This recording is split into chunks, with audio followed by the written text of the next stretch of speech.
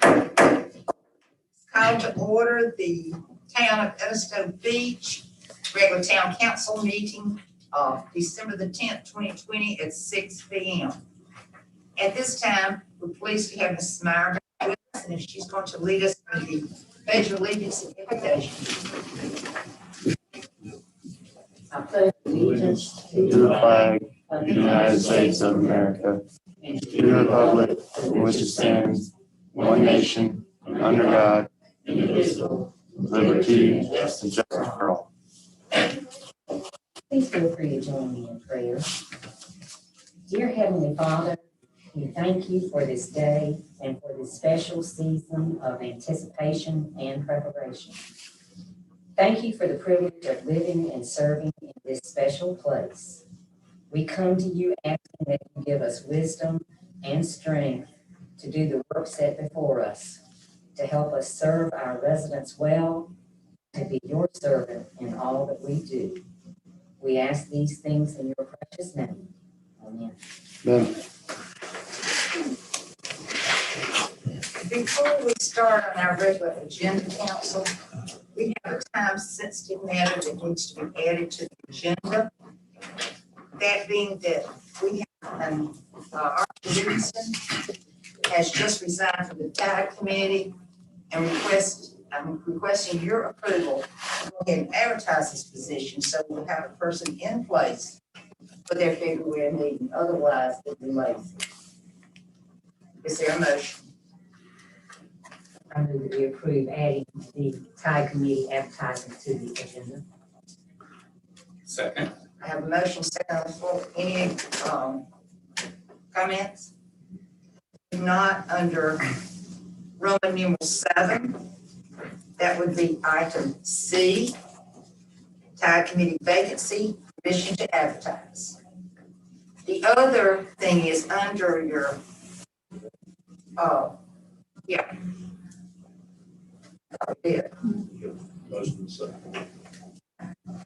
All right, I'll call the vote. All those in favor signify by saying aye. Aye. Any opposed? The other item is under presentations and proclamations and awards. Patrick Brown was awarded the 2020 Member of the Year of the Postal Code Enforcement Association of South Carolina. That recognition needs to be in here. Is there a motion to include? So moved. Is there a second? Second. Have a motion and a second. Any discussion? I'm so proud of the work that you've done and appreciate the way you represent us so Beach and South Carolina. So that would be item C under 4, and I'll call the vote. All those in favor signify by saying aye. Aye. Any opposed? All right, now we have approval of the regular council meeting minutes of November the 12th, 2020. Is there a motion? I move we approve the regular council meeting minutes, November 12th, 2020. Second. I have a motion second for corrections, additions, deletions. Hearing none, I'll call the vote. All those in favor signify by saying aye. Aye. Any opposed? Under presentations and proclamations, the first one is Jim Melliston has now been with the town for 15 years. And Ms. Hargis will get him his certificate and his pen was awarded at 15 years. So I will put this here for Ms. Hargis and we appreciate Jimmy's service. Under B, beautification award for Robert Redford. This comes from the TIE committee. Acknowledges and appreciates the overall improvement of the Vallow Sea Spirits area. These improvements enhance the quality of life of all of the town of Edisto Beach. And it's signed Patricia Costello. If you have not noticed, at the end of Jungle Road, where there was an old ice machine previously, and fence was a little, get some age on it, he has put in new fencing on that corner and landscape, and it looks fantastic. So that should definitely be a Ms. Hargis, if you'll get this to Mr. Redford, I would appreciate it. Yes, Then the item C is the one that was mentioned. that Patrick Brown was awarded 2020 Member of the Year from the Coastal Code Enforcement Association of South Carolina. It's a nice reward because there's a lot of members of that association. So Patrick is to be congratulated. When you run into him, be sure and congratulate him on that. All right, under old business, there is none tonight. Under new business, welcome to Edisto. The auditors delayed in traffic on 17. There has been an accident. And so we will delay until we get here. And then he will be requested to be brief. Okay, so we're skipping that one and going to item B. First reading of ordinance number 2021-02 to amend section 38-101 of Code of Ordinances of the Town of Edisto Beach to include the definitions of electronic smoking device, e-liquid, and vapor product, and to amend the definition of smoking. Is there a motion? I move that we accept this first reading of this ordinance that amends the definition of smoking to include electronic smoking device, liquid, and vapor. Second. Have a motion, second on the floor discussion. Hearing none, I'll call the vote. This is just language into the. It's just language, just, yeah. This would be the only change in that ordinance. Any further discussion? Hearing none, I'll call the vote. All those in favor, signify by saying aye. Aye. Any opposed? Item C, amendment to the solid waste collection and transportation agreement between the town of Edisto Beach and Republic Services of South Carolina. We're asking for your consideration and approval for this amendment and authorize the town administrator to execute said amendment. This amendment removes the convenience station attendant duties from the agreed upon services and credits the town $2,500 per month from the Republican contract. The town has hired Lines Contract Service, LLC, to manage the convenience station. And if you haven't been down there, it's night and day. So he is to be congratulated also. I move, Is, I move to approve the amendment to the solid waste transportation agreement with the town of Republic. I second. I have a motion, second on the floor, discussion. Yeah, it looks fantastic. I'm by there today. It was just, he was there. Yes, He's very, very talented. very attentive, very helpful. And he explained his goals to make sure that our containers are very, very full before they get pulled, so that we don't pay for a pull that isn't ready. Yeah, because it's cheap. It's not a Yes. cheap thing. All right, any further discussion? Hearing none, I'll call the vote. All those in favor, signify by saying aye. Aye. Any opposed? Item D, award of RFP 2020-08 fence, convenience station, and water plant. We're requesting your consideration and approval to award this RFP 2020-08 to the Mena Fence Company for $46,360 from account number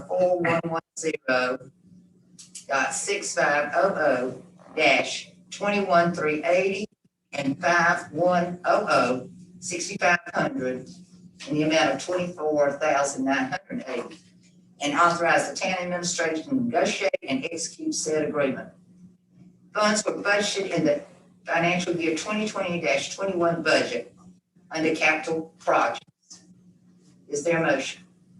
I move we approve the award RFP 2020-08 fence convenience station and water plant to Maynard Fence for $46,360 and authorize the town administrator to negotiate and execute said agreement.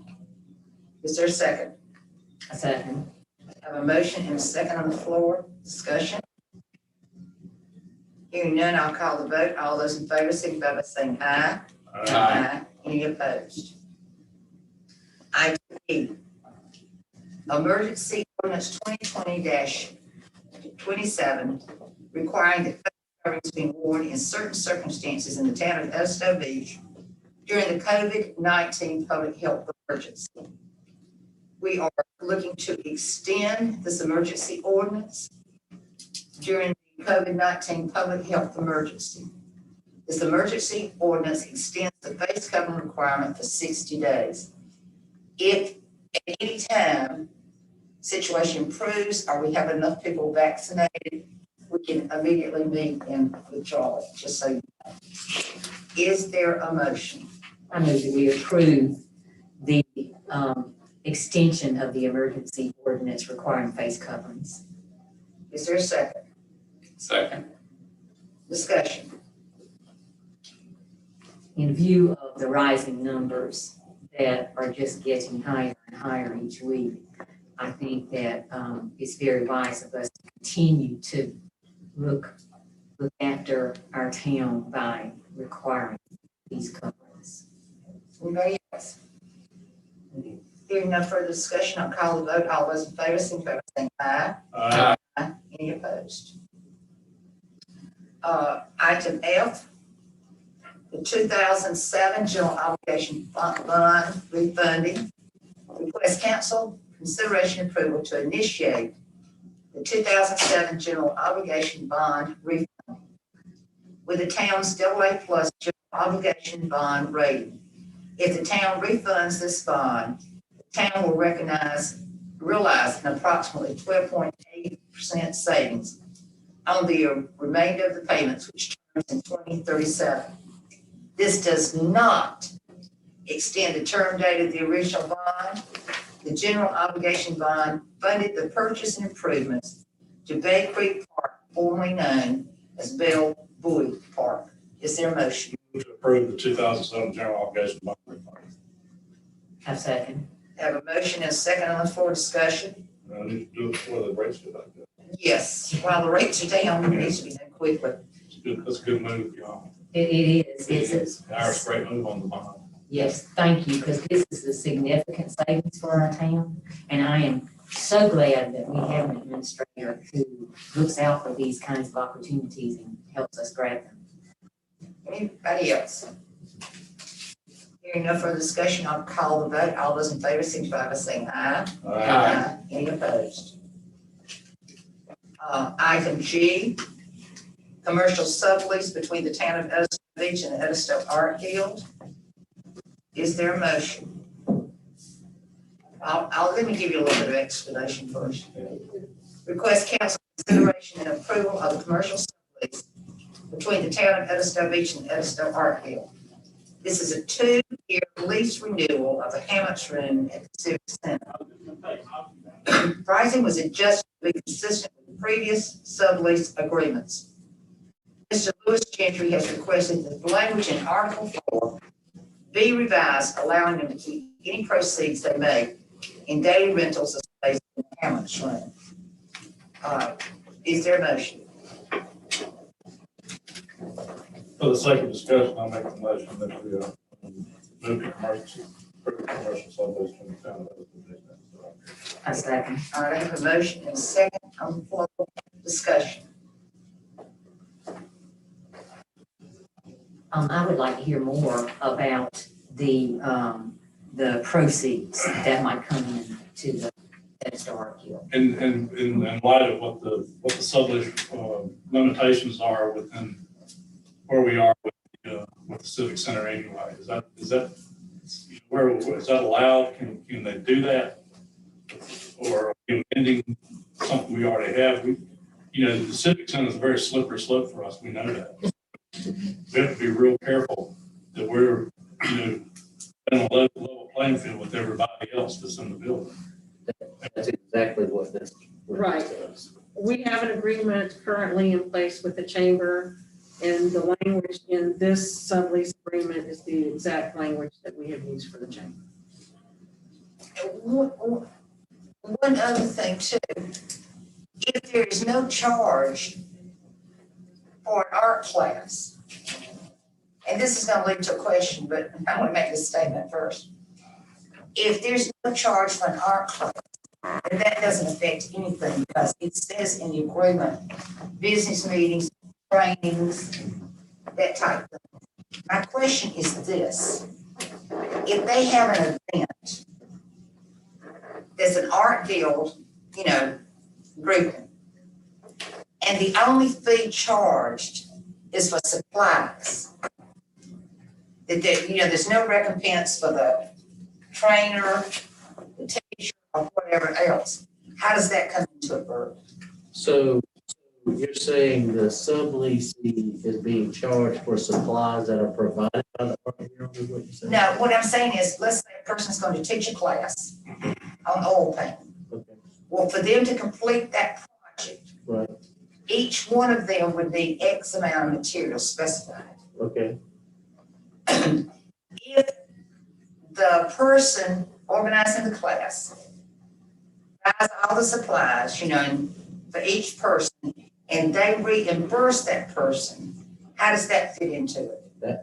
that would not be a fee, that's a reimbursement for costs. Okay, I wanted to make sure that that's, all right, Lewis, Jeffrey's here with the art here. I'm with the Art Guild. I'm Louis Gentry, and I am the, If you come President? forward, Lewis, and speak I'm fine. louder, oh, okay, sure. I don't know what it is about math that affects your hearing.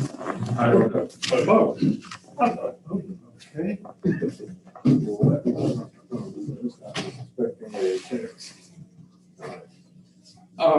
What we're asking is a slight variation from the lease that was subjected given to sign. And the distinction is anything that we are going to get a profit from, we don't mind sharing. That's a given. But if one of our members wants to have an art class and say drawing, freehand drawing, and they say we're willing to pay you $50, to rent the room. I don't see any value in splitting that with the town because it's so minuscule. In fact, over the last, since we've been keeping records, the rental of that room on the next room is roughly $1,000, and that covers a 3 or 4 or 5 year period. The most we ever received, we did rent it to that Williams in 2019, and she had a 3-day seminar where she charged people. And if we do something like that again, fine, we don't mind, sharing the proceeds.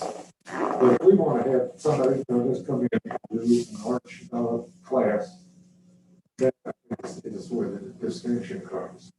Now, I understand that the Chamber of Commerce rents their boardroom to organizations that have board meetings, other kinds of things.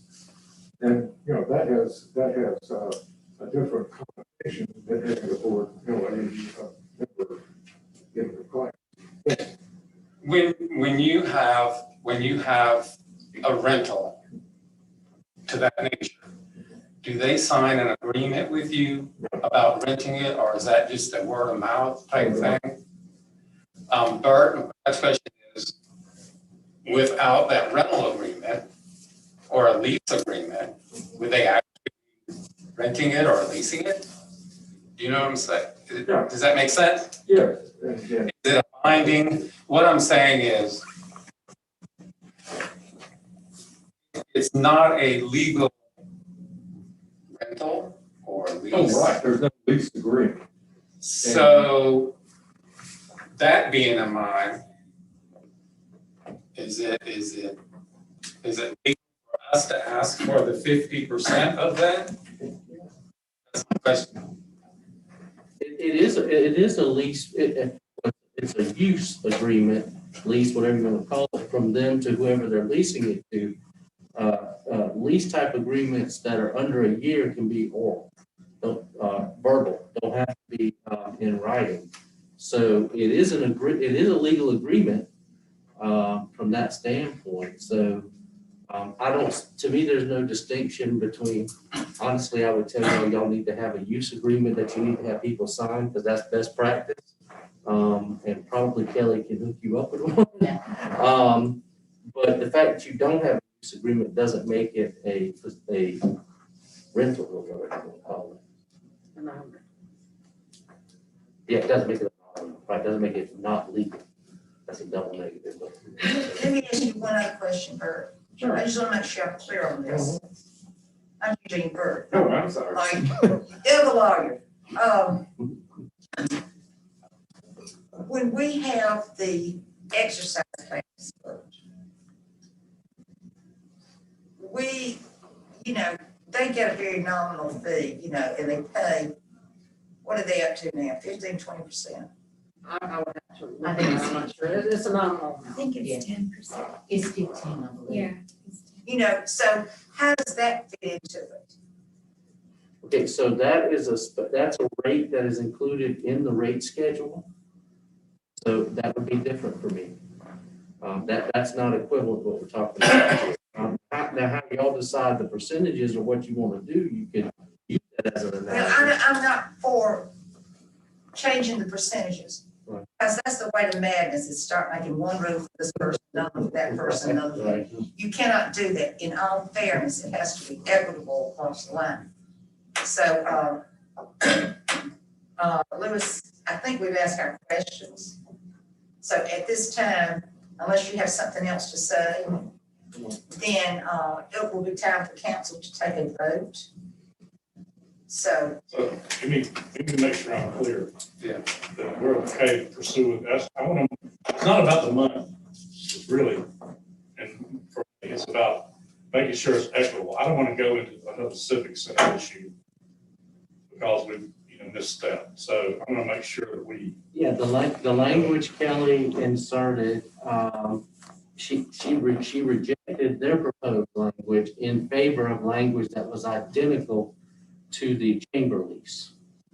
So it would be the same for everybody. For everybody.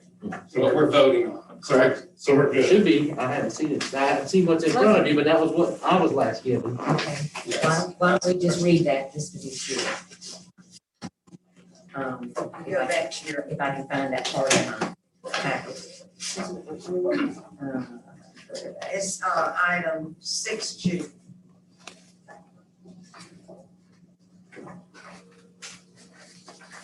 Yeah, that language, that's in 5, paragraph 5, should be 4, I'm sorry, paragraph 4. Page 2. Page 2, paragraph 4, last sentence is the exact, is the language that talks about the rent. Subrent being, or rental being equally divided. That language is taken directly from the chamber of. Okay, so we're going. I'm good now. All right, It's taken directly from the chamber lease. so we're going, right? We had, I won't get into what I had proposed, but I proposed something different, but the issue came up about being consistent. And we were already under a lease that was active that had that the current language that we're proposing in it, so we felt like being consistent was the way to go. Thank you, Lewis. Any further discussion? Hearing none, I'll call the vote. All those in favor, signify by saying aye. Aye. Any opposed?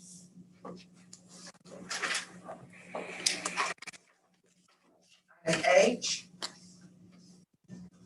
first reading of ordinance 20-2021-03 to amend section 2-201. Excuse me, section 2-215J and section 2-218A of the town's code of ordinances to provide the purchasing agent with authority to award small purchases and clarify purchases in the amount of $25,000 or more require town council approval or award. Now, there was, let me clarify something in the ordinance. Let me find the right page that I need to put. Here we go. Okay. On page 3, item 6, award of contract. Make sure yours reads, authority and agent, and this is current, okay? The purchasing agent shall have the authority to award contracts within the purview of this article However, contracts in excess of 10,000 shall not be awarded without prior approval from the council. And, there was one other thing that's highlighted on your ordinance, and that is the definition of, administrator or officer. It says administrator or employee of the town designated by the administrator shall be a purchasing agent for the town. She or he shall be responsible for. And,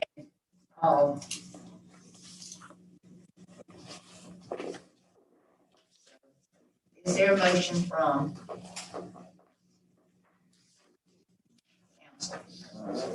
May I clarify, get clarification before we do that? Right. So this that is first read by you is being changed from 25,000 to 10,000? It would be the same ordinance that we had before with only a clarification of administrator or employee. Right now, the limit is 10,000. So we're not moving 25,000. It used to be 10,000. It used to be 10. When you changed the purchasing ordinance in 2019, that 10,000 language was not included in that because we went to a whole different format. We went to the state format. And then as we were looking at the procurement ordinance, we discovered that it really wasn't clear which contracts had to come before council, even though we had been operating off of the $10,000 division there. So the purpose of this ordinance that's before you is to clarify which contracts can be awarded by the administration without council approval versus which require council approval. So when I drafted the contract, I followed the state procurement, basically the general procurement guide for that, and consulted with Iris on it. And so we changed that to 25,000. Then there was some discussion that maybe y'all wanted it to be back to the 10,000. So that language in the proposed ordinance has not been changed. It's on the second page of the proposed ordinance, the back page, I guess. It's paragraph 218, where in highlighted where it gives the purchasing agent the authority to make small purchase awards. I'm gonna have to add up to $10,000. And then clarify with the sentence after that, it says contracts in excess of $10,000 require council approval. Prior. Prior council approval before it can be awarded. I'm adding that sentence, which is not in your version, because that just came about. But we would ask that you give first reading to it as amended to read that. And then I'll type it up and get it tomorrow. So what the mayor's referencing is the prior purchasing policy that y'all had for a long period of time that did have the language about the $10,000. The administration could do it up to $10,000. And she's suggesting that it be put back specifically into. Reinserted. Right, exactly. And so it'd be at 25,000 as this amendment ordinance is written. But what we're asking y'all to do is vote on it back at $10,000, and I'll make that change tomorrow. The change in, Right, so it would say, before council. right, so it would say contracts in excess of $10,000 require town council approval and shall not be awarded without prior approval of council. So that hasn't changed, that's not changed. Well, it's not in there right now. It's not in there. It's not in there now. Okay. And so what happened was, just so we can get you refreshed on this, is back in 2019, we revised the purchasing ordinance because it was way outdated with what the state code was requiring and some other issues that were wrong with our purchasing ordinance. So we used to have an ordinance that had anything over $10,000 by state code required that you go out for a sealed bid. And this is how it came about. So they changed it so anything over $25,000 by state code requires a sealed competitive bid. So our purchases now are split up under small purchases as purchases not in excess of 25,000 or 2,500, purchases from 2,500 to $10,000. And then purchases from $10,000 to $15,000, and then purchases from $15,000 to $25,000. And then anything over $25,000. So we broke it into more categories.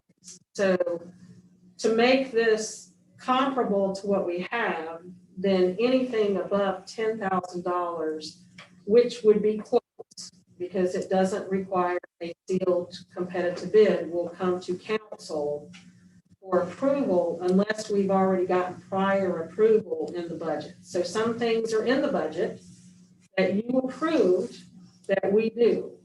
And if it's had prior approval, and those are outlined in our budget document, we're very detailed. We're not going to come back to council and ask for another approval on something that we've already gotten approval for. The same as if there is something that we want to do and it's not in the budget, we'll come to you for approval regardless, because you haven't approved it. So we're going to change this and modify this so that anything under $10,000, the administrator, which would be myself, or my designee would have approval for that as long as it has been an approved purchase. And just reminder too, to council, that in case of a crisis or emergency for a stated, declared state of emergency, our emergency purchase ordinance would kick in, which allows ours much more flexibility to do those immediate things to get people back in their homes. So, I've lost track. I don't believe we have a motion. All right. Sorry, I thank you for the clarification. Thank you. So, is there a motion to approve with the amendment? I move we approve with the amendment, the purchase As discussed. as discussed. All right, is there a second? Second, Have a motion second on the floor, further discussion? tremendous, we have first reading, we have another reading next month, so we can have clarification. We do. So I'll make sure the second reading is extremely clear.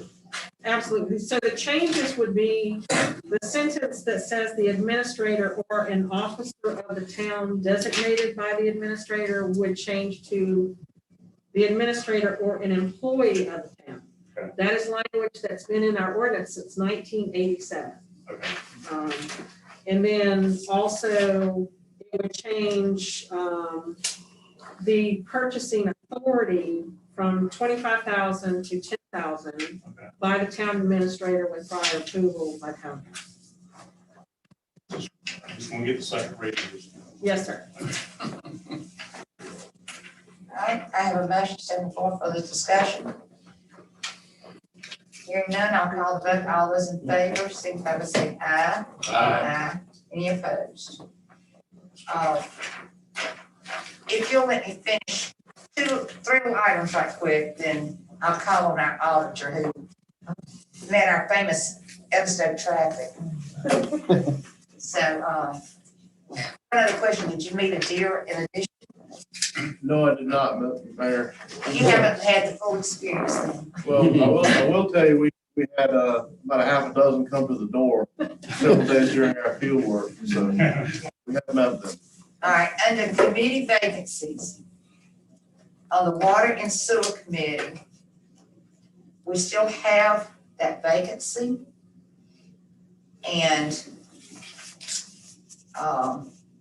I guess we'll just keep trying to fill that vacancy. All right, on the Beachfront Management Committee, we had an application from Pat Deloche, and she would like to serve on that committee. Is there a motion? I move that we approve Pat Deloach for the Beachfront Management Committee.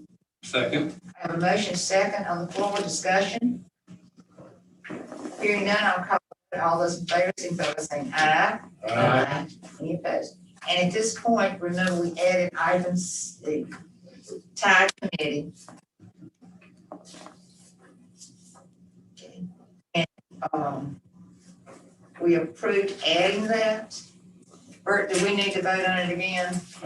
We already voted on that. Voted to add it to the agenda if you want to I thought we vote. voted. No, it's just been added to the agenda. Right, that was all it was. All right, so is there a motion to approve advertising for the vacancy on the tie committee? I move to, Second. I have a motion second on the floor, discussion. I want y'all to know Archie Livingston is having some health issues, but he has faithfully served this town for many years on that committee. He is the one going way back in my history now. He is the one that got the grant to do the railroad ties out, not the railroad ties, but the landscaping timbers out front, plantings, and some other things here. So he has been instrumental in a lot of things like that. So when you see Archie, thank him so much for his service, and you'll do a little award for him this Yes, morning. Thank you, that would be lovely. Now, I have motion second, further discussion? Hearing none, I'll call the vote, all those in favor, signify by saying aye. Aye. Any opposed? All right, now we're gonna back up and go back to our audit. And because we are at this point in our agenda, I'm gonna ask you to be very brief tonight. Yes, Madam Mayor, I know how to do that. I'm often given extra points for brevity. Let's see if you can get a gold star and a crown. We'll do what we can. First of all, I'd like to thank the town for allowing us to serve as your independent auditors. You say, well, that you have to have one, but you get to choose anybody you like, and we're tickled to death that you had us. My name is Bill Hancock. I grew up in Camden, South Carolina. Finished the Citadel in 1990. Hurricane Hugo was my senior year. I went to work for the Brittingham Group in 1992. Yes, sir. I've been in the same office, behind the same desk since that point in time. I was elected managing partner in 2013. We have a total head count of around 24, and accounting professionals of that 24 total of about 15. Myself and two other of our professionals spent what amounted to a couple of weeks with your staff here, which y'all close your ears. Y'all got an exemplary staff of administrative and finance people here. They get it. You folks will run well. Okay. We do about 125 audits a year. If you didn't want the brief version of this, I could go into some of the almost comical and most definitely criminal examples of some engagements that we've come across in our travels. We do not have any of that nonsense here. I'm going to jump around and reference some page numbers. And when I mean jump around, we're going to go front, back, middle commentary. Stop me anytime if you have some questions. We're going to move pretty quick. Page 2. Page 2 is the second page of the overall opinion that we have on the financial statements as presented. And the first paragraph on that page says that we feel like that your financial statements are materially correct and are presented that way.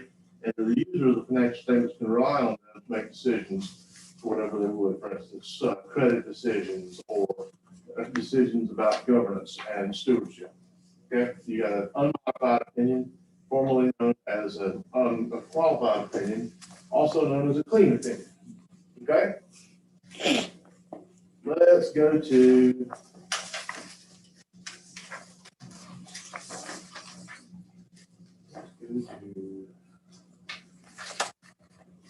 let's go to page 6057. Second most importance to getting a clean opinion on an audit is the opinion that gets rendered on your internal controls over financial reporting and whether or not you are in compliance with contract agreements, ordinances, and other external requirements and restrictions placed upon you. Coming on the internal control system, you people have an adequate separation of duties. We didn't find any significant weaknesses. our examination was not specifically designed to poke holes in your internal control system. When we tested your police fines and your cash disbursements and your payroll processes, we didn't find any situations where we felt the town was at risk of mistakes happening and then not getting caught during the normal course of business.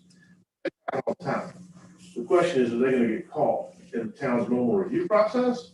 Or are they gonna get caught when the external auditors come in? If they're getting caught in the normal course of business, that's fine. No harm, no foul. If it takes us to come in and find it, we've got a problem. We don't have that situation. Other part of this opinion letter is the compliance part. Well, what does the town have to comply with? Well, first of all, you folks have payroll. The big issue of compliance is withholding payroll taxes, matching payroll taxes, remitting payroll taxes, and doing all that on time. We didn't find any issues where you missed the date or you did it in the wrong amount. You also have to send more than half of the fines that you collect from the municipal court system to the state. We didn't find where those tickets were miscalculated or the disposal of those tickets happened improperly. And we also didn't find any instances where those amounts weren't sent on time or properly to the state treasury. All right. What else have we got? Well, most of our employees here participate in the state retirement system, and we're withholding money from their check every payday. And then we match another percentage of their compensation to that amount, and we send it to the retirement system. We didn't find any instances where that was done improperly, wrong amount, or in the wrong time frame, rather. Okay. So, again, our examination is not specifically designed to detect those things, but over the course of our work, we didn't find any errors. All right. Let's talk about the budget. Let's turn to page 18.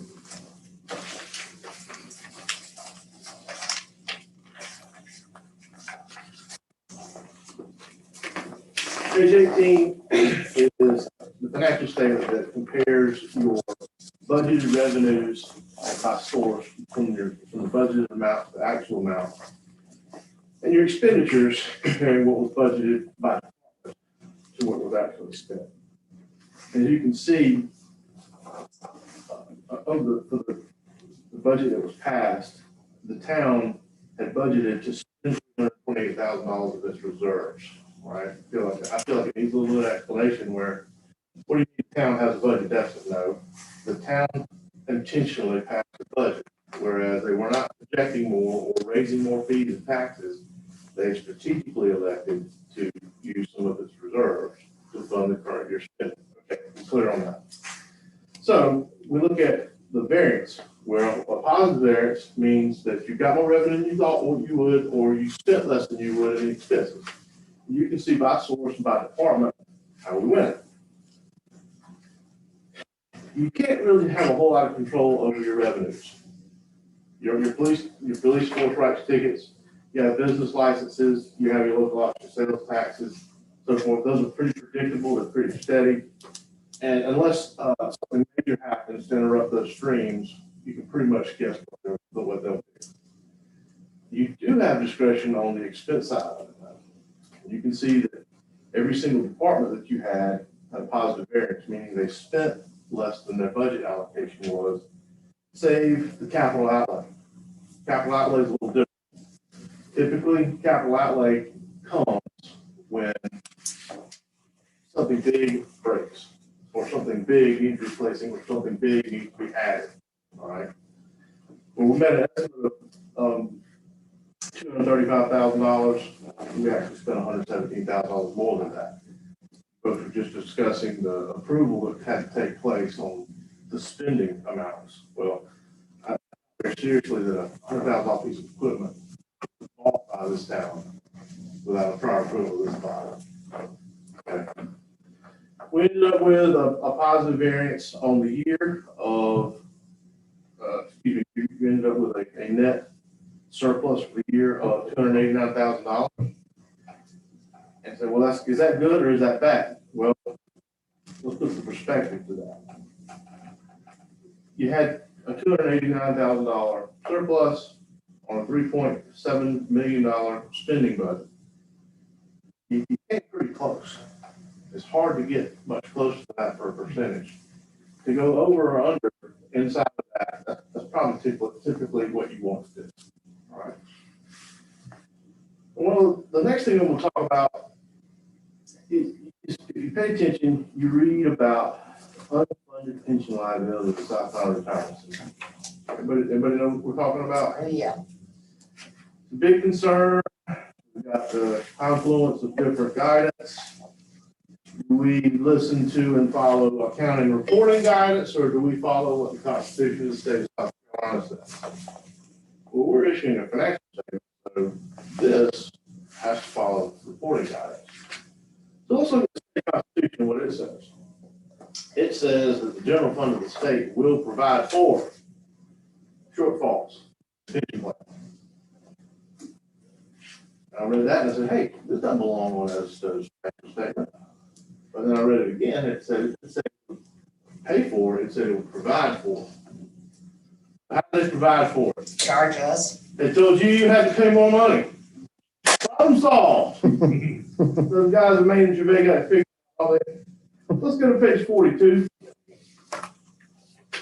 And we were talking about the town's quote unquote fair share of unfunded liability is $1.7 million. Now, what does that mean? Well, if you have $1.7 million in your pocket and you wanted to pay it, they wouldn't let you. There's nothing you can do about it. All you can do is pay what's required to be paid on a monthly basis with your employees' withholdings. We already talked about that. You both did it without instance of non-compliance.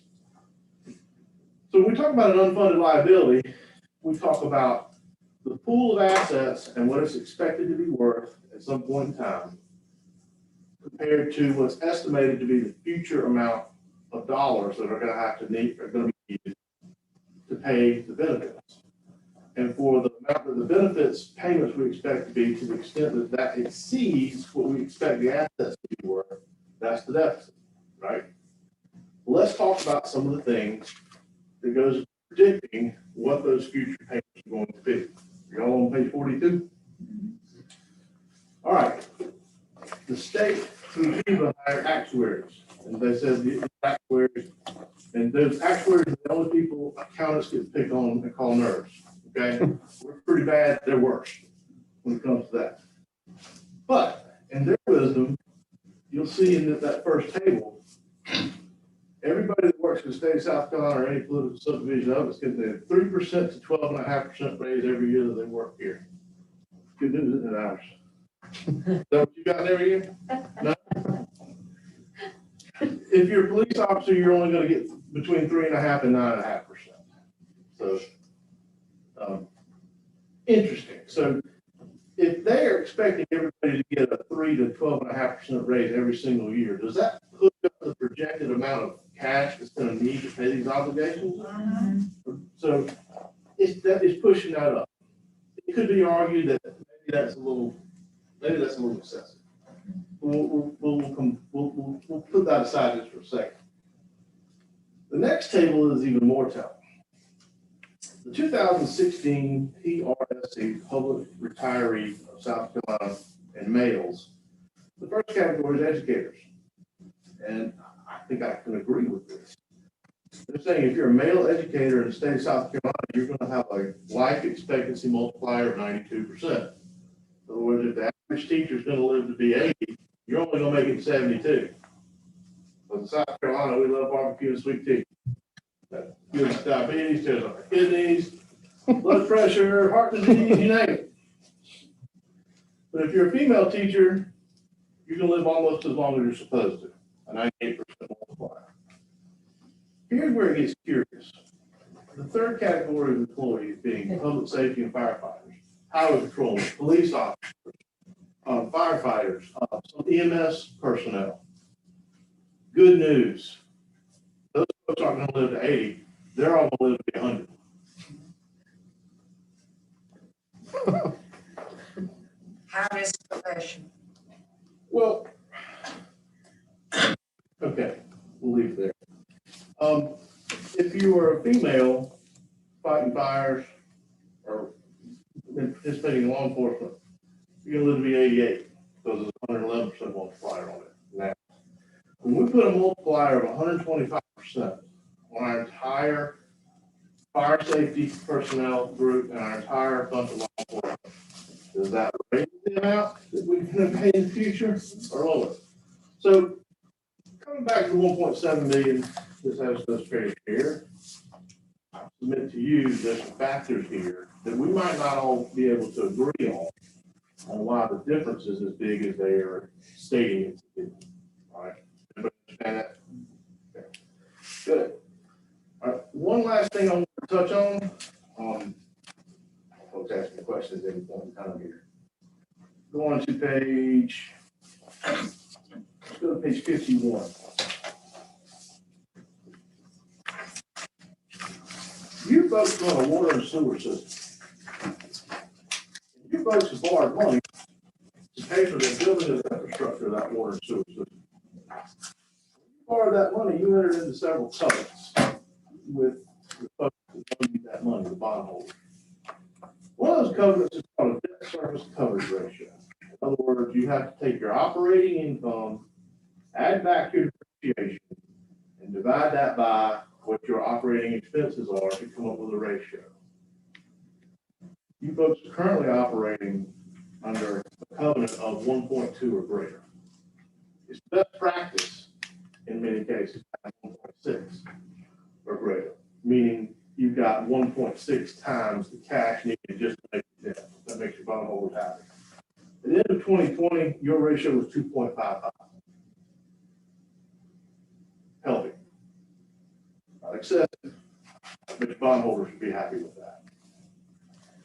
Now, if I go any further, we're just going to get into more granular statistical type information, which I'll be happy to do. But I'll take a pause here, ask questions. And if you have that, I'll take a seat. Council. Seal. I would just like to say that, Crystal Parsons has done an exceptional job with the audit. We had a new auditor this year, so everything had to be gone through in more detail than normal. It can be very stressful, and she did a phenomenal job. She deserves all the credit for this. She's the one that handles the payroll, all of the submittals for retirement, did an exceptional job, and Deborah has been her backup on payroll. So I agree, our staff is phenomenal in handling that. They deserve all the credit. Kudos, Chris. Yes, thank you. Well, what you did tell about Crystal is she's incredibly adept at masking her contempt for our continued harassing questions. Don't worry about it. Because Iris and I go through all the invoices, in the financial statements and stuff consistently that Crystal provides, and we approve stuff. And she's a little bit probably chirped off with my constant yellow sticky notes. As much as our emails? So, we share equal blame. Okay. Thank you, Crystal. Anybody else? Deborah. Thank you very much, and I'd like to have a motion to accept the audit. So moved. Is there a second? Any further discussion? Thank you once again. Thank y'all for having us. We enjoyed it. To your staff, it will be much cleaner, easier, and neater this coming year. As Iris said, this was a getting to know you period. And so we spent a little bit more time under the hood, making sure the wires are connected as well as they were supposed to be. But now we know they are. We're not going to have to test them with too many of those systems. Thank you. I have a motion second on the floor. Any further discussion? Hearing none, I'll call the vote. All those in favor signify by saying aye. Aye. Any opposed? Ms. Hargis, you have some public comments? Yes, ma'am. First public comment is from Kathy Clark. I would like to see the council consider a smoking ban on the beach. At this point, Isle Palms and Sullivan's both have smoking bans. Folly Beach and Myrtle Beach are both in the process of developing one. As a full-time resident, I live in an oceanfront home, and I see the amount of cigarette butts left on the beach every day. It is significant. The use of our beach is growing, especially as other beaches impose parking limits and alcohol and smoking bans. We need to protect this beautiful resource. I'm sorry, did you say that was Kathy Clark? Clock, K-L-O-P-P, Kathy Clock. The second comment is from Robert Long. It is time to end any new calls for mandatory face coverings. This issue should be left up to the individual citizen concerning his or her health and not the business of city government. Business owners should be allowed to make their own choice as to require face coverings at their place of business. These individual rights are set forth in the U.S. Bill of Rights and South Carolina Constitution. We are a nation of government by and for the people. Any government, be it city, state, or federal, is not constitutionally permitted to propose any edict or dictate that tramples our freedom as U.S. citizens. The third public comment is from Bob Sandifer. Your agenda for the 12/10/2020 Town Council meeting lists ordinance 2021-03 for first reading approval, in which the town's purchasing agent or, quote, officer of the town, end quote, designated by the administrator is able to approve, quote, small purchases, end quote, in the amount of up to $25,000 without town council review and approval. Why are you doing this now after, quote, all these years? This, in our opinion, is unnecessary and opens the door for abuse of our budget process. We urge you to recognize this and reject the proposal. One final question. Who is qualified to be a, quote, officer of the town, end quote? Thanks, Bob Sanford. That's all the public comment. And I think we've dealt with all of those. Well, yeah. Okay, at this point, we have, reports have been turned in writing from different departments, and those will come out in the minutes. We now, will have an executive session, 4 items for discussion of these items and these items only. A is receipt of legal advice where the legal advice relates to a pending, threatened, or potential claim or other matters covered by the attorney-client privilege related to the Sea Island Elevator LLC versus Patrick Brown, Town of Edisto Beach lawsuit, South Carolina Code 30-4-70A2. Item B, discussion of negotiations incidental to proposed contractual arrangements related to Family Dinner LLC and Over the Bridge LLC hospitality taxes, South Carolina Code 30-4-70A2. Item C, discussion of negotiations incidental to proposed contractual arrangements related to 1209 Thistle Street utility fees, South Carolina Code 30-4-70A2. And item D, discussion of negotiations incidental to proposed contractual arrangements related to 426 Highway 174 utility fees, South Carolina Code 30-4-70A2. Upon returning to open session, action may be taken by the council on items discussed during the executive session. Is there a motion to go into executive session? Move to approve, going into executive session, these items by law. Is there a second? Second. A motion second, discussion. Hearing none, I'll call the vote. All those in favor, signify by saying aye. Aye. Any opposed? We're now in executive session.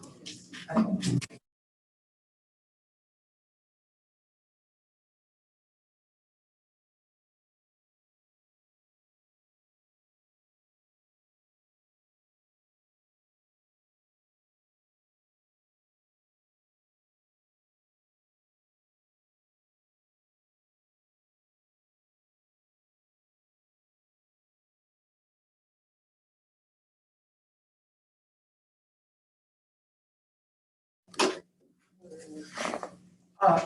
Is there a motion to exit executive session? So moved. Second? Have a motion second on the floor, discussion.